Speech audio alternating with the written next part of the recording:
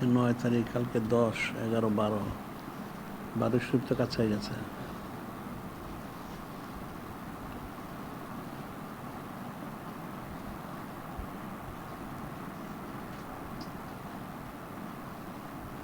বারো শরীফে যাদের যোগাযোগ, তারা কি যোগাযোগ করতেছে কিনা ঠিক মতো? কালকে অবশ্যই এখানে আলোচনা আছে, বিস্তারিত আলোচনা করা হবে।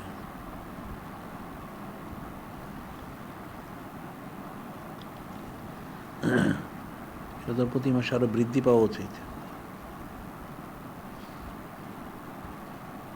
আর এগুলি 12 শরীফ যেখানে করা হয়, এখানে স্থানীয় লোকদের দায়িত্ব দিয়ে দিলে হয়, তাইলে করতে সহজ হবে। এখান থেকে সবাই গিয়ে করবে, এটা তো কঠিন বিষয়। যার যার এলাকায় সে যদি করে তাহলে সহজ হয়।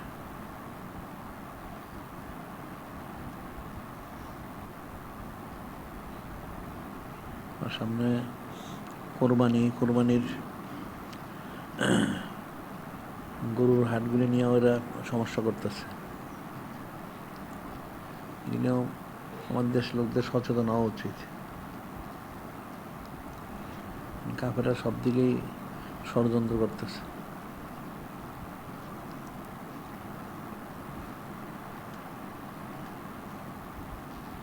মুসলমান হলো গাফেল। গাফেল হচ্ছে মুসলমানরা আল্লাহ পাক ওনার স্মরণটা জিকির করে না। আর এদিকে হচ্ছে নূরে মুজাসসাম হাবিবুল্লাহ হুজুর পাক সাল্লাল্লাহু আলাইহি ওনার ওনারও জিকির, অর্থাৎ ওনারও সুন্নত ওরা ইত্তেবা করে না, যার জন্য এটা সব দিক থেকে গাফেল। এই গাফলতির কারণে মুসলমানদের লাঞ্ছনা গঞ্ছনা। মুসলমানদের সচেতন থাকতো, তাহলে কাফেররা এটা এই সুযোগগুলি পাইত না। এই যে মুশরিকটা পাকিস্তানের সাথে যুদ্ধ করছে, যুদ্ধ করেন খুব এটা যখন করছে, নিশ্চিন্ন করছে, এখন চুপ হয়ে রয়েছে। জাহেল কোথাকার, বড় বড় বুলিয়া ওরা। তার দেশে 244টা জেলা বলে তাদের দেশে। 244টা জেলার মধ্যে খুব মহড়া দিতেছে। এখন যখন শক্ত এদেরকে ইয়ে দিছে, উত্তম মধ্যম দেওয়া হয়েছে, এখন সব চুপ হয়ে গেছে। এই মুশরিকগুলি কোনোদিন পাকিস্তান হতে পারবে না।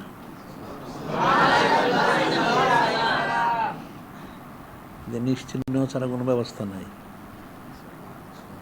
এখন মুসলমানদের উচিত ছিল গাজাবাসী, যারা হামাদবাসী, তাদের বিষয়ে করা, এদেরকে সাহায্য সহযোগিতা করা, ওখানে ওই পর কাছে ইসরায়েলটাকে নিশ্চিহ্ন করা।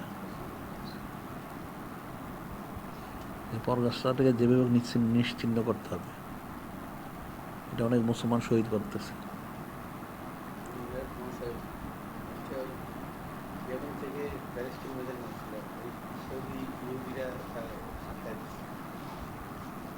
কিন্তু আর ইয়ে দিছে,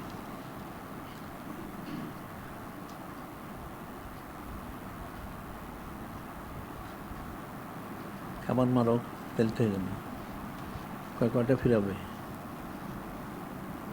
এখন সমস্ত পৃথিবীর মুসলমানদের উচিত ছিল তাদেরকে সহযোগিতা করা। মুসলমানের প্রতি মুসলমানের মহব্বত নাই। হাদিস আছে, আল মুমিনুনা কারাজুলিন ওয়াহিদিন, আল মুমিনুনা কারাজুলিন ওয়াহিদিন কাজাসাদিন ওয়াহিদিন, অর্থাৎ সমস্ত পৃথিবীর মুসলমান মিলে মিলে একটা শরীর। এখন ইনিস্তাক আইন হয়, ইস্তা করলো, ইনিস্তাক রাসু ইস্তা করলো। যদি একজন মানুষের মাথায় ব্যথা হয়, সমস্ত শরীর ব্যথিত হয়। চোখে ব্যথা হলে সমস্ত শরীর ব্যথিত হয়, বা যে কোনো একটা অঙ্গ প্রত্যঙ্গে ব্যথা হলে সমস্ত শরীর ব্যথিত হয়। তো সমস্ত দুনিয়ার মুসলমান মিলে যে একটা শরীর হয়, তাহলে তো মুসলমানের উচিত ছিল সমস্ত সাহায্য করা। সাহায্যটা কই? ব্যাপকভাবে মুসলমানদের সাহায্য করা উচিত ছিল। এই গাজাবাসী, হামাজবাসী, ফিলিস্তিন এই মুসলমানদেরকে, ইয়েমেনবাসী যারা, লেবাননবাসীদেরকে সাহায্য করা উচিত ছিল ব্যাপকভাবে। তো মুসলমানদের কাফেরদের বয়ের চুরেরা চুপ করে থাকে। ইমানি কোত নাই, ইমানি কোত থাকলে তো এটা হইতো না। আল্লাহ আকরাম বললেন, ফালা তাকশাউ আকশাউ নি ওলে উতিম্মা আলাইকুম নিআমতি লাআল্লাকুম তাহতাদুন। ফালা তাকশাউ আকশাউ নি ওলে উতিম্মা আলাইকুম নিআমতি লাআল্লাকুম তাহতাদুন। ফালা তাকশাহুম আকশাউনি, আল্লাহ ফালা তাকশাহুম, তোমরা কোনো সৃষ্টিকে ভয় করো না, আল্লাহ পাক ওনাকে ভয় করো। তাহলে আমি তোমার জন্য নেয়ামত পূর্ণ করে দেব। লাআল্লাকুম তাহতাদুন, তোমরা অবশ্যই হেদায়েত প্রাপ্ত হবে। সুবহানাল্লাহ। আল্লাহ বলেছেন কোনো সৃষ্টিকে ভয় করে না, আল্লাহ কোনোকে ভয় করো। এখন মুসলমানরা কাফেরদেরকে ভয় করে, নাউযুবিল্লাহ। কাফেরদের ভয় করলে তারা ক্যান্সেল করবে কোত্থেকে? আর ওইটা যে সমস্যা হচ্ছে যে ওহান প্রবেশ করছে, যে মুসলমানদের ভিতরে ওহান প্রবেশ করছে। ওহান অর্থ হলো হব্বুদ দুনিয়া কারাহিতুল মৌত, হব্বুদ দুনিয়া কারাহিতুল মৌত, দুনিয়ার মহব্বত এবং মৃত্যুর ভয়, এটা মুসলমানদের প্রবেশ করছে। এই জন্য মুসলমানরা কাফেরদের সাথে এই নতজন হয়ে থাকে, নাউযুবিল্লাহ। দুনিয়ার মহব্বতের জন্য তাদেরকে দুনিয়া হাসিল করতে চায়, আবার মৃত্যুর ভয় করে কি জানি কাফের এসে মেরে ফেলে কিনা। আর হায়াত থাকলে তো কেউ মারতে পারবে না, আর মৃত্যু থাকলে কেউ বাঁচাইতে পারবে না। এটা মুসলমানদের মুখস্থ করা উচিত। কারো যদি মৃত্যু থাকে কেউ বাঁচাইতে পারবে না, আর যদি মৃত্যু না থাকে তার হায়াত থাকে কেউ তাকে মারতে পারবে না। কুদরতি ফয়সালা। লিকুল্লি উম্মতিন আজাল, আল্লাহ বলছেন প্রত্যেক বান্দা বান্দির জন্য নির্দিষ্ট মৃত্যুর সময় রয়ে গেছে। ফাইজা যা আজালুন লা ইস্তাখিরুনা সাআতান ওয়া লা ইস্তাকদিমুন, মৃত্যুর সময় যখন এসে যাবে 1 সেকেন্ড আগে হবে না, পরে হবে না। মৃত্যুর সময় আসলেই তাকে মৃত্যুবরণ করতে হবে, এছাড়া সে তো মৃত্যুবরণ করবে না। মানুষ মনে করে কাফেরা মেরে ফেলবে, কাফেরা মারবে করতে, তাকে মারার ক্ষমতা আছে নাকি? এখন মুসলমানের ইস্তেকামত থাকতেও কুদরতি ফয়সালা হইতো, এখন তো ইস্তেকামতই নাই। মুসলমানদের জিকির নাই, ফিকির নাই, দিন ইসলাম পালনই করে না, এরা সুন্নত মাওরা ইত্তেবা করে না। এরা যদি মুমিন হইতো তাহলে তো আল্লাহ গায়বী মদদ করতে, আল্লাহ তো ওয়াদাই দিয়েছেন, কানা হাক্কান আলাইনা নাসরুল মুমিনিন। আল্লাহ পাক কালামুল্লাহ শরীফের মধ্যে মুমিনদের জন্য সুসংবাদ দিয়েছেন, ওয়াদা করেছেন। আল্লাহ পাক ওনার হক কার প্রতি নাই, তারপরে বলেন কানা হাক্কান আলাইনা নাসরুল মুমিনিন। আল্লাহ পাক ইরশাদ করেন যে আমার হক হচ্ছে মুমিনদেরকে সাহায্য করা। তা আল্লাহ পাক যদি কাউকে সাহায্য করেন তাহলে তার সাথে কেউ পারবে না। কিন্তু মুমিন হইতে পারছে, তো মুমিন হয় না, তাহলে সাহায্য পাবে কোত্থেকে? মুমিন হওয়া দেখবা কুদরতি ফয়সালা হবে। এখন মুসলমানরা আল্লাহ পাক ওনাকে স্মরণ না করে ওনার হাবিব মাহবুব নূরে মুজাসসাম হাবিবুল্লাহ হুজুর পাক সাল্লাল্লাহু আলাইহি সাল্লাম ওনাকে স্মরণ না করে কাফেরদের স্মরণ করে, নাউযুবিল্লাহ। তাহলে তারা কামিজুল করবে কীভাবে? কোনোদিন তো কামিজুল করতে পারবে না। কাফেরের স্মরণ করলে লানত বর্ষিত হয়, আল্লাহ পাক ওনার স্মরণ করলে রহমত বর্ষিত হয়। নূরে মুজাসসাম হাবিবুল্লাহ হুজুর পাক সাল্লাল্লাহু আলাইহি ওনাকে স্মরণ করলে রহমত বর্ষিত হয়। আর কাফেরদের স্মরণে, মুশরিকদের স্মরণে লানত বর্ষিত হয়, নাউযুবিল্লাহ। যেটা হাদিস শরীফ আছে, ইজা মুদিয়াল ফাসিক গাদিবা রাব্বু ইহতাজালাহুল আরশ। সাধারণভাবে কোনো ফাসিকের প্রশংসা করলে আল্লাহ পাক এত অসন্তুষ্ট হন যে আরশে আজিম ভয়ে থরথর করে কাঁপতে থাকেন, কোন গজবদানি নাজিল হয়ে যায়। কাফেরের ফাসিকের প্রশংসা করলে, তাহলে কাফেরের প্রশংসা করলে কি হবে?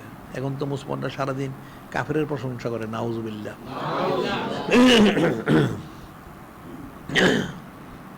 কাফেরের প্রশংসা করে তো কুফরি, কুফরি করলে লানত বর্ষিত হয়। হাদিসে ইন্না যিকরা সলিহিনা তানজিলুর রহমা, হাদিস হচ্ছে যারা সলিহিন নেককার, নেককারদের আলোচনা করলে সেখানে রহমত বর্ষণ করা হয়। তাই যদি হয় তাহলে বিপরীতটা কি হবে? কাফেরের প্রশংসা করলে কি হবে? সেখানে সে লানত বর্ষিত হবে, নাউযুবিল্লাহ। এই সমস্ত কারণে মুসলমানরা বিভ্রান্ত। মুসলমানদের খালেস নিয়তে জিকির ফিকির করতে এবং নূরে মুজাসসাম হাবিবুল্লাহ হুজুর পাক সাল্লাল্লাহু আলাইহি ওয়াসাল্লাম ইত্তেবা করতে পারতো, তাহলে অবশ্যই তারা কামিল করতো। এখন তো মুসলমানের দিনে কোনো অনুভূতি নাই, কোনো জজবা নাই, কোনো মহব্বত নাই, নিজবত নাই। সারাদিন কাফের মুশরিকের ফিকির, আর কাফের মুশরিকদের কীভাবে ফায়দা লাভ করতে পারবে সেই চিন্তা। কাফেররা ফায়দা দিবে কোত্থেকে? রিজিকের মালিক তো আল্লাহ পাক, কাফেররা তো রিজিক দিতে পারবে না। এরা কাফেরদের পিছনে ঘুরে রিজিকের জন্য, নাউযুবিল্লাহ। আল্লাহ পাক বললেন ওমা মিন দাব্বাতিন ফিল আরদ ইল্লা আলাল্লাহি রিজকুহা। যত প্রাণী আছে সৃষ্টির মধ্যে, যা যত সৃষ্টি করা হয়েছে, সকলের রিজিকের জিম্মাদার হচ্ছেন আল্লাহ পাক, তিনি নিজে। সুবহানাল্লাহ। এখন মানুষ আল্লাহ পাক ওনার কাছে রিজিক না চেয়ে তারা কাফের মুশরিকের কাছে রিজিক চায়, নাউযুবিল্লাহ। যার জন্য তারা লাঞ্ছিত হয়। বিষয়টা ফিকিরের বিষয়। এই যে হাদিসে কুদসি শরীফে আল্লাহ পাক বলছেন, যেটা নূরে মুজাসসাম হাবিবুল্লাহ হুজুর পাক সাল্লাল্লাহু আলাইহি ওয়াসাল্লাম করেন, ইয়াকুলু রাব্বুকুম ইবনে আদম তাফারাগ লিবাদাতি। হাদিসে কুদসি শরীফে বলা হচ্ছে, আল্লাহ বলেন, বলেছে ইয়াকুলু রাব্বুকুম ইবনে আদম, হে আদম সন্তান, তাফারাগ লিবাদাতি, তোমরা আমার ইবাদতবন্দি করার জন্য কিছু সময় বের করে নাও। তাহলে কি হবে? আমলাও কলবাকা জ্ঞানান আমলো ইয়াদাকা রিস্কান, যে আমি তোমাদের অন্তরটাকে বেনিয়াজ ধনী করে দিব। সুবহানাল্লাহ। এবং তোমাদের হাতটা রিজিকে পরিপূর্ণ করে দিব। সুবহানাল্লাহ।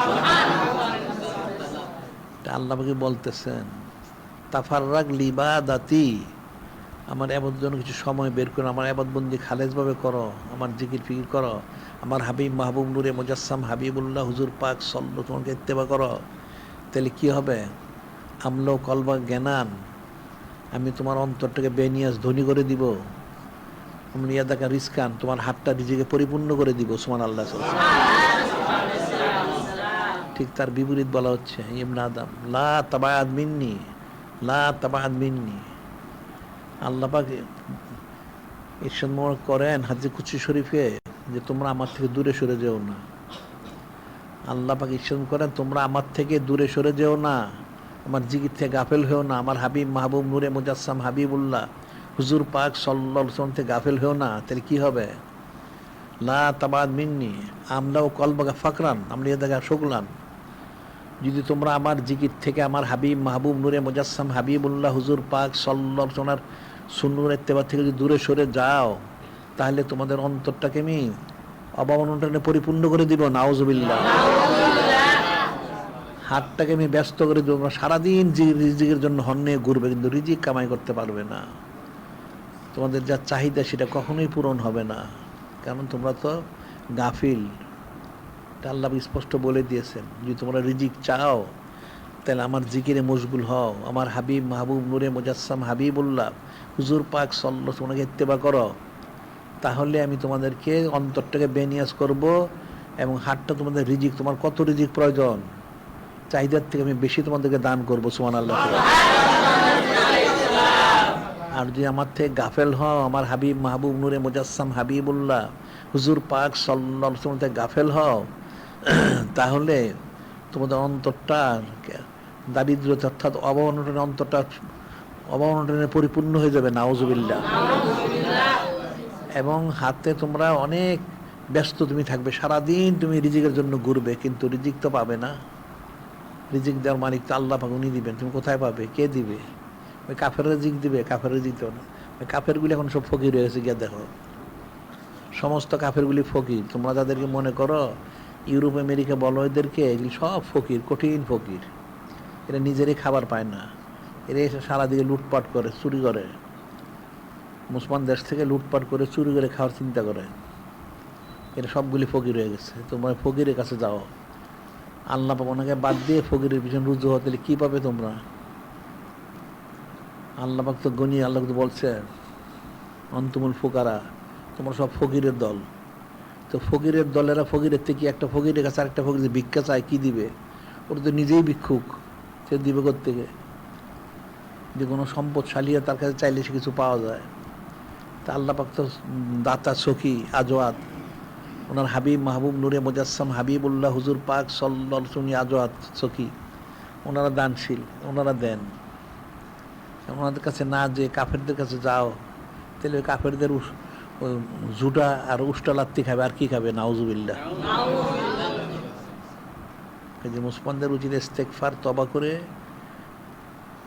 যিনি খালিক, যিনি মালিক আল্লাহ পাক, যিনি নূরে মুজাসসাম হাবিবুল্লাহ হুজুর পাক সাল্লাল্লাহু আলাইহি ওয়াসাল্লাম দিকে রুজু হওয়া, খালেজ হবে, তাহলে কুদরতি ফয়সালা হবে। এখন তো মানুষ কুদরতি বুঝে না, যার জন্য তারা ফায়দা লাভ করতে পারে না। এই যে হাদিস শরীফে দজ্জাল যখন আসবে, মূল দজ্জালটা, এখন তো দজ্জাল তো অনেকগুলি, এখন এই কাফেরগুলি দজ্জালের সাগরিদ, সব অনেক দজ্জালের সাগরিদ। তো মূল দজ্জালটা যখন আসবে তখন সে 40 দিন সারা পৃথিবীতে কর্তৃত্ব করবে, সে তার ক্ষমতা খাটাবে 40 দিন। 40 দিনের মধ্যে প্রথম দিন হবে এক বৎসরের সমান, দ্বিতীয় দিন হবে 1 মাসের সমান, তৃতীয় দিন হবে 1 সপ্তাহের সমান। সে সূর্যকে সে আটকে রাখবে, বাকি 37 দিন স্বাভাবিক হবে। তাহলে এখানে 1 বৎসর 1 মাস 7 দিন আর 37 দিন, অর্থাৎ প্রায় 1 বছর 2 মাস 2.5 মাস প্রায় সে কর্তৃত্ব করবে। তাকে যারা মানবে, এই দজ্জাল সে খোদা দাবি করবে, নাউজুবিল্লাহ। তো তাকে যারা মানবে তার জন্য সে অনেক ব্যবস্থা করবে, সুরতার খাবার দাবার এইটা সেটা। আর যারা অস্বীকার করবে মুসলমানরা, তাদের খেত খামারগুলি সে সব নষ্ট করে দিবে। তখন মানুষের খাবার দাবার উৎপাদন কম হবে,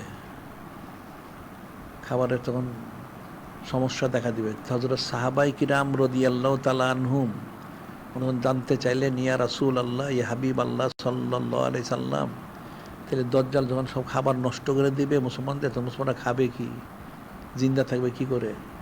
তখন নূরে মুজাসসাম হাবিবুল্লাহ হুজুর পাক সাল্লাল্লাহু আলাইহি ওয়াসাল্লাম নিশ্চয় করলেন, তখন মুসলমান যত যে বেশি জিকির করবে তার তত বেশি পেটটা ভরা থাকবে, সুবহানাল্লাহ।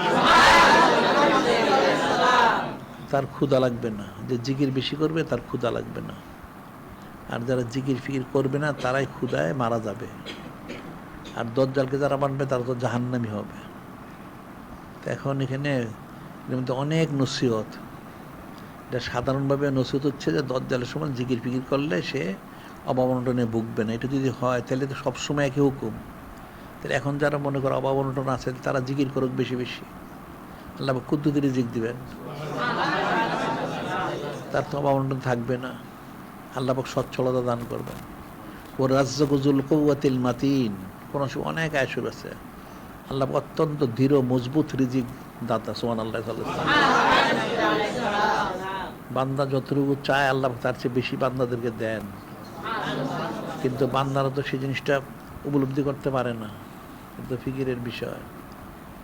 এই জন্য বান্দাদের উচিত হবে যিনি খালিক, যিনি মালিক, রব আল্লাহ, ওনার জিকির ফিকির, ওনার আদেশ নির্দেশ পালন করা, এবং নূরে মুজাসসাম হাবিবুল্লাহ হুজুর পাক সাল্লাল্লাহু আলাইহি ওয়াসাল্লাম আদেশ নির্দেশ মনে সুন্নত মনে ইত্তেবা করা। আল্লাহ পাক তো কোরআন শরীফে বলছেন, কুল ইন কুনতুম তুহিব্বুনাল্লাহ ফাত্তাবিউনি ইউহিব্বুকুমুল্লাহ। আল্লাহ স্পষ্ট কোরআন শরীফের সাথে করেছেন, আমার হাবিব মাহবুব নূরে মুজাসসাম হাবিবুল্লাহ হুজুর পাক সাল্লাল্লাহু আলাইহি ওয়াসাল্লাম, আপনি সমস্ত সৃষ্টিকে বলে দেন, যারা আল্লাহ পাক ওনাকে মহব্বত করে, যদি তারা মহব্বতের দাবিদার হয় তাহলে তারা যেন আপনাকে ইত্তেবা করে। আপনাকে ইত্তেবা করলে আমি তাদেরকে মহব্বত করবো, সুবহানাল্লাহ। আমি মহব্বত করব, তাদের গুনাহ খাতা মাফ করব, তার দয়ালু হব, ক্ষমাশীল হব, যারা আপনাকে ইত্তেবা করবে, সুবহানাল্লাহ সাল্লাল্লাহু আলাইহি ওয়াসাল্লাম। তাইলে এখন তো সমস্ত সৃষ্টির জন্য ফরজ আইন হয়ে গেছে নূরে মুজাসসাম হাবিবুল্লাহ হুজুর পাক সাল্লাল্লাহু আলাইহি ওয়াসাল্লাম ওনাকে ইত্তেবা করা। ওনাকে ইত্তেবা করলেই সমস্ত বিষয় কুদরতি ফয়সালা হবে। যিনি খালিক, যিনি মালিক, রব আল্লাহ, উনি যদি যাকে মহব্বত করেন তার তো চিন্তা থাকার কথা না।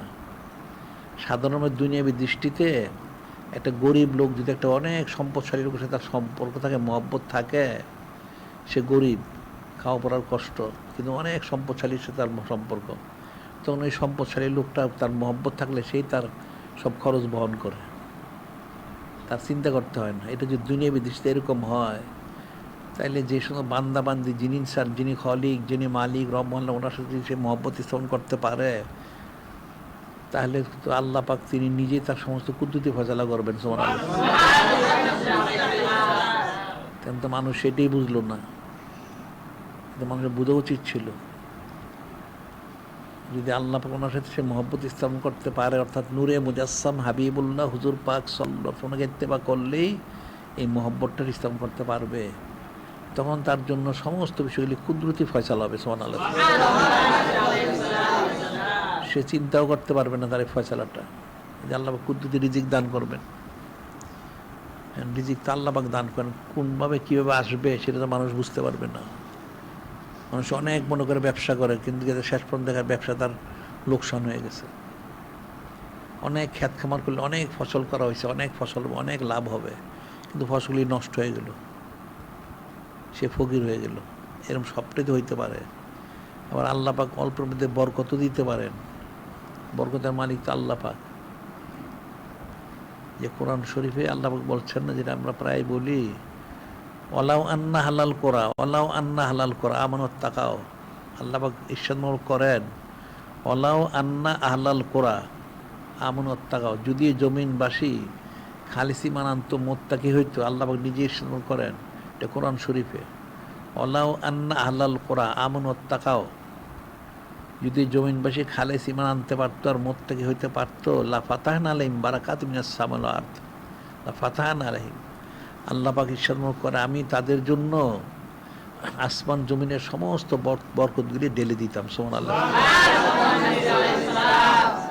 যারা খালেস ঈমান আনতো মুত্তাকি হইতো, যারা খালেস ঈমান আনবে মুত্তাকি হবে, তাদের জন্য আসমান জমিনের সমস্ত বরকত খুলে দেওয়া হবে। সুবহানাল্লাহ। এটা যদি মানুষ না করতে, বরকত পাবে কোত্থেকে? বরকত তো পাবে না। অনেক আয় করলো, নানান আপদ বিপদে মুসিবতে তার খরচ হয়ে গেল, তা বরকত তার নাই। আর অল্প আয় করলো, তার অনেক বরকত হয়ে গেল, অনেক কিছু হইতে পারে। এই জন্য মুসলমানদের উচিত হবে দায়মিভাবে, যিনি খালিক, যিনি মালিক রহমাল্লাহ, ওনার যেমন জিকির ফিকিরে মশগুল থাকা যেমন শর্ত, একইভাবে নূরে মুজাসসাম হাবিবুল্লাহ হুজুর পাক সাল্লাল্লাহু ওনার এর মধ্যে মশগুল থাকা শর্ত, ওনারও জিকির ফিকির মশগুল থাকতো। আল্লাহ সেটাই বলছেন, তুয়াজ্জিরুহু ওয়া তুওয়াক্কিরুহু ওয়া তুসাব্বিহুহু বুকরাতাও ওয়া আসীলা। আল্লাহ আদেশ মহর করতে, তখন আমার হাবিব মাহবুব নূরে মুজাসসাম হাবিবুল্লাহ হুজুর পাক সাল্লাল্লাহু ওনার খেদমত আঞ্জাম দাও, ওনার তাজিম তাকরিম করো, ওনার সানা সিবত করো সকাল সন্ধ্যা দাইমে অনন্তকাল ধরে। সুবহানাল্লাহ সাল্লাল্লাহু আলাইহি ওয়াসাল্লাম। তাহলে তোমাদের জন্য কামি, এছাড়া কিন্তু কোনো কামিবি নাই। মানুষ অনেক জল্পনা কল্পনা করে, এই জল্পনা কল্পনা কোনো কাজ হবে না। নিসবত করবত মহব্বত ছাড়া কোনো ফায়দা হাসিল করা কখনোই সম্ভব না। ওটা নিসবত করবত মহব্বত স্থাপন করতে হবে, তখন কামিয়াবি। এটা মনে রাখতে হবে, জল্পনা কল্পনা দিয়ে কাজ হবে না। এই জন্য জিকির ফিকির করতে হবে, বেশি বেশি সওয়াব ইখতিয়ার করতে হবে, এবং সুন্নত মোড়ে ইত্তেবা করতে হবে। সুন্নত মোড়ে ইত্তেবা করা ছাড়া কখনোই মহব্বত হাসিল করা সম্ভব না। নূরে মুজাসসাম হাবিবুল্লাহ হুজুর পাক সাল্লাল্লাহু আলাইহি ওয়াসাল্লামকে ইত্তেবা না করা পর্যন্ত কেউ খালেস মহব্বত হাসিল করতে পারবে না। ওনাকে যে যত বেশি ইত্তেবা করতে পারবে, সে তত বেশি যিনি খালিক, যিনি মালিক রব, ওনার মহব্বত মোবারক সে হাসিল করতে পারবে। সুবহানাল্লাহ। এখন সে ইত্তেবাটা কোথায়? ইত্তেবা তো নাই। মুসলমান তো ইত্তেবা জানেই না যে নূরে মুজাসসাম হাবিবুল্লাহ হুজুর পাক সাল্লাল্লাহু আলাইহি সাল্লাম, ওনাকে যে ইত্তেবা করতে হয়, অনুসরণ করতে হয়। ইত্তেবা অনুসরণ করা, অনুসরণ করতে, সেটি তো জানে না। কি অনুসরণ করবে সেটাও জানেন না, রসম রেওয়াজ সব। একটা মুসলমান ইত্তেবা করে মাথার তালু থেকে পায়ের তালা, হায়ের থেকে মুখ, সব অবস্থায়। একটা বাচ্চা শিশু যখন জন্মগ্রহণ করে মুসলমানের, কাফের একটা হুকুম আলাদা, মুসলমান তখন তাকে গোসল করায়, গোসল করে তাজিন তাহানিক, অর্থাৎ বাচ্চার কানে আজান দেওয়া হয়, একামত দেওয়া হয়, এবং তাহানিক করা হয়। তাকে খেজুর দিয়ে হোক, মধু দিয়ে হোক তাহানিক করা হয়। আজান একামতটা যে দেওয়া হইল জানাজার নামাজের, কিন্তু আজান একামত নাই, আজান একামত হয়ে গেছে তখনই। এটি তাকে স্মরণ করে দেওয়া হয়। আল্লাহ পাক ওনার ওয়াহদানিয়ত, আল্লাহ এক, এবং নূরে মুজাসসাম হাবিবুল্লাহ হুজুর পাক সাল্লাল্লাহু ওনার যে রেসালতের বিষয়টা, এটা স্মরণ করে দেওয়া হয়। আল্লাহ পাকই বড়, আল্লাহু আকবার, আল্লাহ পাক বড়, এবং ওনার ওয়াহদানিয়তটা বিশ্বাস করতে হবে। নূরে মুজাসসাম হাবিবুল্লাহ হুজুর পাক সাল্লাল্লাহু ওনাকে মহাসম্মানিত রসুল সাল্লাল্লাহু আলাইহি বিশ্বাস করতে, এটা তাকে এই কথাটা স্মরণ করায় দেওয়া হয়। এবং এরপরে যে হায়ালের সলা হায়ালের ফালা যে বলা হচ্ছে, তুমি নামাজের দিকে আসো, ন্যাক কাজ তুমি করবে, তুমি নামাজ পড়বে, তাকে স্মরণ করায় দেওয়া হয়, সমস্ত তাকে বলে দেওয়া হচ্ছে এখানে। তাজিম তার কানে আজান একামত দিয়েছে, স্মরণ করে দেওয়া হচ্ছে আল্লাহ পাক ওনার বরত্ব, এবং শেষে এটা বলে দেওয়া, তুমি জেনে রেখো তুমি তো জমিনে এসেছ, আল্লাহ পাক ছাড়া কোনো রবতালা নাই। এই আজান একামতটা দিয়ে দেওয়া হয় তাকে, খেজুর হোক মধুর হোক দিয়ে তাহানি করা হয়। এখন সুন্নতগুলি তার মধ্যে সব পালন করে দেওয়া হয়। এরপরে যারা বাবা মা থাকে, তার মুরব্বী তাকে লালন পালন করে। এখন সে বড় হয়, বড় হয়ে সে পড়াশোনা করুক, যাই করুক, ব্যবসা চাকরি খ্যাত খামারটা কিছু করে, একদিন সে ইন্তেকাল করে। এখন যখন সে ইন্তেকাল করে, তখন আবার ঠিক তার যারা আত্মীয় যারা থাকে, তার জন্মের সময় যেমন তার সব ব্যবস্থা করেছে, তারা মৃত্যুর সময় সেটা করে। তাকে নিয়ে কোনো গর্তে পুঁতে রাখে না বা গর্তে ফেলে দেয় না। সে মারা গেলে তাকে গোসল করায় খুব সুন্দর করে, বরই পাতার গরম পানি দিয়ে খুব সুন্দর করে গোসল করে, যাতে তার একটা লোক ইন্তেকাল হলে শরীরটা ব্যথা হয়ে যায়। তো গরম পানি দিয়ে বরই পাতার গরম গোসল করাইলে শরীরটা খুব আরাম লাগে, এবং তাকে যে ডলে ডলে গোসল করায়, এতে তার খুব শরীরটার জন্য আরামদায়ক হয়। গোসল করায়, এরপর কাফন পরায়, কাপড় দিয়ে পেঁচায় রাখে না, তরতিব মোতাবেক। পুরুষ হলে 3টা, মহিলা হলে 5টা কাপড় দেয়। এরপরে তাকে কবরস্থানে নেওয়া হবে, জানাজা পড়ানো হবে। কেন জানাজা পড়া হবে? তার মাগফিরাত কামনা করা হয়, যে আল্লাহ পাক এই বান্দাটা যে মারা গেছে, বান্দিটা মারা গেছে, ক্ষমা করে দেন। এখন জমিনবাসী, তার আত্মীয় স্বজন তার জন্য মাগফিরাত কামনা করে। এখন তাকে যে কাফন পরাইলো, কি পরাইলো কাফনটা? কাফন কিন্তু সুন্নতি লেবাসটা পরাইলো, বুঝতে পারলে? সুন্নতি ইজার, লেফাফা, কোর্তা পরানো হয়, নেসফুস শাক। তুমি দুনিয়ায় পড়ো আর না পড়ো, তখন কিন্তু তোমাকে সুন্নতি লেবাস পরানো হবে, কোর্তা। তারপরে ইজার অর্থাৎ লুঙ্গি পরানো হবে, সেলাইবিহীন লুঙ্গি সুন্নত, সেটাই পরানো হয়। এরপরে লেফাফা, একটা চাদর দেওয়া তোমাকে, তোমার শরীরটাকে, সতরটাকে ভালো করে আবৃত করার জন্য একটা চাদর দেওয়া হয়, দিয়ে তোমাকে নিয়ে যাবে কবরে দাফন করতে। একটা খাটিয়াতে করে নেয়, ওখানে তোমাকে হইচই করে নেয় না, যাতে তোমার অনেক ধাক্কা লাগলে মৃত ব্যক্তির শরীরে ব্যথা লাগে। এই জন্য আস্তে আস্তে নিতে হয় কবরস্থানে, অনেক আস্তে আস্তে নিয়ে যায়। কবর খোঁড়া হয়, গর্ত করে ফেলে দেওয়া হয় না, কবরটা সুন্দর করে খোঁড়া হয়, খুঁড়ে তাকে আবার আস্তে করে সুন্দর করে রাখা হয়। রেখে আবার তার মাটি চাপা কিন্তু দেওয়া হয় না, ওখানে দেখবা বাঁশ দেয় কোনো জায়গায়। কবরের অনেক রকম আছে, লহদ কবর, বগলি কবর, যাই হোক, মাটিটা যেন সরাসরি তার শরীরে না লাগে। ওটা হয়তো কোনো জায়গায় সোজাসুজি দেয় বাঁশগুলি, কখনো আবার বাঁকা করে দেয়, যাতে এই যে মাটিগুলি তার উপরে দেওয়া হবে, সেই মাটিটা যেন তার শরীরের মধ্যে না পড়ে, সেজন্য মাটি দ্বারা ব্যথা না পায়, মধ্যে একটা ফাঁক থাকে যেন সে উঠে বসতে পারে। তখন ওইভাবে সব ব্যবস্থা করে তারপরে আস্তে করে মাটিটা দেয়, মাটিটা দিয়ে রেখে আসে। এই যে ব্যবস্থাটা করা হইলো, তার মৃত্যুর সময় এই সুন্নত মরবে পালন করা হয়েছে, ঠিক আবার তার জন্মের সময় কিন্তু পালন করা হয়েছে সুন্নত মরব। তাহলে তোমার মধ্যবর্তী জিন্দেগিতে তুমি কি করলে? তুমি কি সুন্নত পালন করেছো না করো নাই? এটা আল্লাহ পাক জিজ্ঞাসা করবেন। বলা কবরে 3টা প্রশ্ন করা হবে। হ্যাঁ, প্রশ্ন 3টা করা হবে, কিন্তু 3টা প্রশ্ন হচ্ছে মূল। এই যে বলা হবে আমার রব্বুকা, তোমার রব তাআলা কে? যদি তার আমল শুদ্ধ হয়, তখন সে জবাব দিতে পারবে আমার রব তাআলা রব্বি আল্লাহ, আল্লাহ আমার রব তাআলা। আবার তাকে বলা হবে আমার নবীকা ওয়ান হাজার রাজুল, তোমার নবীকে? নূরে মুজাসসাম হাবিবুল্লাহ হুজুর পাক সাল্লাল্লাহু আলাইহি ওয়াসাল্লাম, ওনাকে সে তখন দেখবে। মান হাজার রাজুল, উনি কে?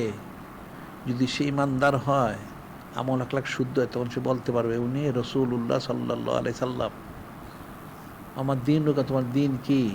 সে যদি সত্যি দিনদার হয়ে থাকে, দিন পালন করে, তাহলে সে বলবে দিন আর ইসলাম, আর ইসলাম হচ্ছে আমার দিন। আর যদি সেগুলি ঠিকমতো না করে থাকে, সে বললো হাহা লাদ্রি, হাহা লাদ্রি, হাহা লাদ্রি, আমি জানি না, আমি জানি না। ঠিক আছে, জানো না বেটা, তাহলে জাহান্নামে যাও, নাউজুবিল্লাহ। তো জন্মের সময় তোমাকে সুন্নত তোমার পালন করা হলো, মৃত্যুর সময় তোমাকে পালন করা হলো, তুমি জমিনে হায়াতে কিন্তু পালন করলে না, তখন কি ফয়সালা হবে? তুমি জমিনে থাকতে কাফেরকে অনুসরণ করলে, সারাদিন কাফেরকে। তোমাকে তো স্যুট কোট টাই পরে, প্যান্ট শার্ট পরে দাফন করা হবে না। খ্রিস্টানদেরকে স্যুট কোট টাই পরে দাফন করে, মুসলমানকে সেরকম করে না। তাই যদি হয়তো তোমার আসল লেবাসটা তুমি পরিধান করো, তুমি সুন্নতের ইত্তেবা করো, নূরে মুজাসসাম হাবিবুল্লাহ হুজুর পাক সাল্লাল্লাহু আলাইহি ওয়াসাল্লাম একটা নিজব স্থাপন করো, তাইলে তুমি কবর গেলে শান্তি পাবে না। তো তুমি শান্তি তো পাবে না, তোমার তো আযাব গজব গ্রেপ্তার করবে। তোমার দুনিয়াবী জিন্দেগি তুমি মনে করতেছো সব না, দুনিয়াবী জিন্দেগি স্বপ্ন। এটা আর দুনিয়া দারুল গুরুর, দুনিয়া হচ্ছে একটা দোকার জায়গা, এটা মনে রাখবা। ওয়াল আখির দারুস সুরুর, পরকাল হচ্ছে শান্তির জায়গা। আর দুনিয়া দারুল ফানা, হলো দারুল বাকা। দুনিয়া হচ্ছে ক্ষণস্থায়ী, পরকাল হচ্ছে স্থায়ী। তুমি ক্ষণস্থায়ীকে, এই ক্ষণস্থায়ীর জন্য স্থায়ীটাকে হারাইও না, তাহলে তুমি বোকা হবে। যারা ক্ষণস্থায়ীর জন্য স্থায়ীকে হারায় তারা বোকা। কাজী যদি আকলমন্দ হও, তাহলে তুমি স্থায়ীকে প্রাধান্য দাও।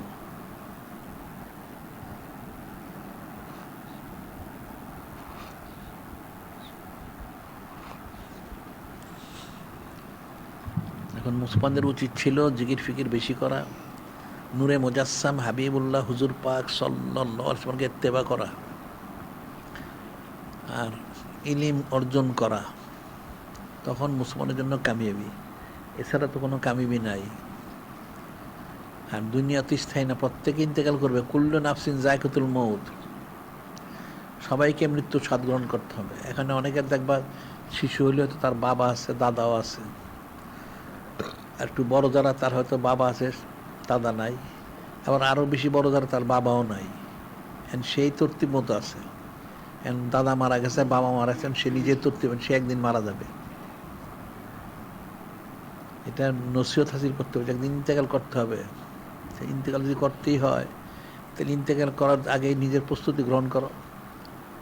যেটা হাদিসে বলছে, আজ্জিলু বিস্তাতুল মউত কাবলা নুজুলি মালাকিল মউত, আজ্জিলু বিস্তাতুল মউত কাবলা নুজুলি মালাকিল মউত। মালাকুল মউত আলাইহিস সালাম নাজিল হওয়ার আগে তুমি মৃত্যুর জন্য প্রস্তুতি গ্রহণ করো। তোমাকে ঘোষণা দিয়ে তো মৃত্যু আসবে না, তোমার হঠাৎ মৃত্যু এসে যাবে। তুমি যদি ইমানদার না হও, তাহলে বেঈমান হয়ে মারা যাও, তুমি জাহান্নামে যাবে, নাউজুবিল্লাহ। আর যদি তুমি ইমানের সাথে ইন্তেকাল করতে পারো, তখন তোমার নাজাতের ব্যবস্থা হবে না। তোমার নাজাতের কোনো ব্যবস্থা তো নাই, কোনো দিনই তুমি ব্যবস্থা পাবে না। কঠিন অবস্থা। একটা দুনিয়ায় মানুষের টাকা পয়সা না থাকলে না খেয়ে থাকে। টাকা পয়সা না থাকলে সে খাওয়া পায় না, পড়া পায় না। এখন তারপরেও দুনিয়ায় থাকলে মানুষ অনেক ভিক্ষা খয়রাত করে চলতে পারে, এদিক সেদিক করে সে চলতে পারে। কিন্তু কবরে কিন্তু সেই ব্যবস্থা নাই। নেকি যদি না থাকে, তাহলে কবরে গেলে তুমি কোনো সুবিধা লাভ করতে পারবে না। ওখানে আলাদা কোনো জায়গা নাই থাকার জন্য। তুমি জমিনে যদি একটু ঘর বাড়ি না থাকে, তাহলে রাস্তায় থাকতে পারে, ফুটপাতে থাকতে পারে, রাস্তাকে ঝোপঝাড় জঙ্গলে থাকতে পারে। যদি তার না থাকে বাড়িঘর, আরেকজনের বাড়িতে গিয়েও সে থাকতে পারে। আর খাবার দাবার না থাকলে রাস্তা রাস্তায় ভিক্ষা করেও সে খেতে পারে। কিন্তু কবরে গেলে তো এই ভিক্ষা করার জায়গা নাই, অন্য জায়গায় থাকার কোনো ব্যবস্থা নাই। ওলা বাদাত দুনিয়া দারুন ইল্লাল জান্নাতুন নার, ওলা বাদাত দুনিয়া দারুন ইল্লাল জান্নাতুন নার। বলা হচ্ছে মৃত্যুর পরে কোনো ঘরবাড়ি নাই, হয় সে বেহেশতে যাবে অথবা সে জাহান্নামে যাবে, নাউজুবিল্লাহ। কোনো ঘরবাড়ি নেই। জমিনে তোমার ঘরবাড়ি না থাকলে তুমি থাকতে পারবে কোনো কোথাও গিয়া, নানানখানে কারো কাছে আশ্রয় নিয়ে। একবেলা না খেলে আরেক বেলা খেতে পারবে, ভিক্ষা করেও খেতে পারবে। কিন্তু কবরে কিন্তু এই সুযোগটা নাই, ওখানে ভিক্ষা করার জায়গা নাই। আরেকজনের কবরে গিয়ে তুমি থাকবে, সেটাও হবে না। কাজে মৃত্যুর আগেই প্রস্তুতি গ্রহণ করো, চক্ষুটা বন্ধ হওয়ার আগেই। এটা কঠিন বিষয়, আগেই ফিকির করো। ফিকির না করলে আর আমল না করলে তাহলে তো পরে তো আফসোস করলে কাজ হবে না। একটা লোক যদি দুনিয়া কামাই রোজগার না করে, সে খাবে কোত্থেকে? সেজন্য সে কামাই রোজগার করে। তো দুনিয়ার প্রত্যেকটা লোক, একটা লোক বাদ নাই, সবাই কামাই রোজগার করে। যতই কষ্ট হোক সে কিছু কামাই রোজগার করে, করে সে নিজে চলে, তার পরিবার থাকলে চালায়, ছেলে মেয়ে থাকলে তাদেরকে চালায়, কম খাক বেশি খাক সে চলে, সে কামাই রোজগার করে। শুধু কামাই রোজগারটা বন্ধ করে দেয়, সে তো না খেয়ে থাকবে। এটা দুনিয়াবী ব্যাপার। তো পরকালে তো টাকা পয়সাটা কাজ হবে না, নেকি থাকতে হবে। আল্লাহ বলছেন অমা তুকাদ্দিমু লিআনফুসিকুম খায়রিন তাজিদুহু ইনদাল্লাহ, তুমি যা পাঠাবে পরকালের জন্য সেটাই তুমি পাবে। নেকি না পাঠাও তুমি পাবে কোত্থেকে? কবরে গিয়ে কোনো নেকি নেই, তো কী আছে সেখানে? ওখানে সাপ বিচ্ছু আছে খালি, নাউজুবিল্লাহ। তো কী করে বরদাস্ত করবে? বরদাস্ত করতে পারবে না, কঠিন বিষয়। কাজে হায়াত থাকতেই নিজের কেসলা করে নিতে হবে। জিকির ফিকির বেশি বেশি করো, সুন্নত মহর ইত্তেবা। আমাদেরকে আমরা আন্তর্জাতিক সুন্নত মহর প্রচার কেন্দ্র করেছি, কিন্তু জেনে সুন্নত মহরগুলো ইত্তেবা করো। আমাদের অনেক কিতাবাদি আছে, এগুলি সংগ্রহ করে পড়ো। বিশুদ্ধ ইলিম, বিশুদ্ধ ইলিমটা অর্জন করতে হবে। বিশুদ্ধ আকীদা সম্পন্ন কিতাব আমাদেরগুলি। আকীদায় যদি কোনো ত্রুটি থাকে সে ইমানদার থাকতে পারে না। আকীদাটা শুদ্ধ হইতে হবে, হোসনে জন থাকতে হবে, আদব সরাবত থাকতে হবে, তখন সে কামিল করবে। এটা মনে রাখতে হবে। সময় কিন্তু কারোর জন্য বসে থাকে না। এই সকাল হচ্ছে, দুপুর হচ্ছে, সন্ধ্যা হচ্ছে, রাত্র হচ্ছে, আবার সকাল হবে, এইভাবে চলছে। আল্লাহ সেটা বলছেন তিলকাল আইয়ামু নুদাল বাইনান নাস, আমি সময়টা মানুষের মধ্যে ঘুরিয়ে থাকি। একটা মানুষ জন্মগ্রহণ করে শিশু, সে কিছু করতে পারে না, কান্নাকাটি করে। আস্তে আস্তে সে নড়াচড়া করে, বসতে পারে, তার দাঁড়াইতে পারে, হাঁটতে পারে।